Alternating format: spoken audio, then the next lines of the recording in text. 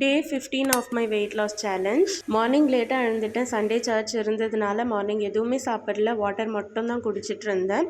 Search முடிஞ்சதுக்கப்புறம் பார்த்தீங்கன்னா rice, ரசம், முட்டை தொக்கி எடுத்துக்கிட்டேன். நேற்று ப்ரான் எடுத்து செஞ்சு சாப்பிட்டதுனால இன்றைக்கி நான்வெஜ் எடுக்கலை. நான் தான் இன்றைக்கி எடுக்க வேண்டாம்னு சொன்னதுனால உண்மையாகவே எடுக்காமல் போயிட்டாங்க. அதுக்கப்புறம் பார்த்திங்கன்னா ஈவினிங் போல் லெமன் ஜூஸ் குடித்தேன். இந்த லெமன் ஜூஸில் நான் ஜிஞ்சரும் ஆட் பண்ணேன், லைட்டாக சுகர் ஆட் பண்ணி குடிச்சிருந்தேன். அதுக்கப்புறம் கொஞ்சம் நல்லா பசி இருந்ததுனால ப்ரௌன் ப்ரெட் இருந்துச்சு, அது டோஸ்ட் பண்ணிவிட்டு முட்டை ஆஃப் பாயில் மாதிரி போட்டு அது மேலே உப்பு மிளகாய் பொடி தூவிட்டு இது சாப்பிட்டேன்.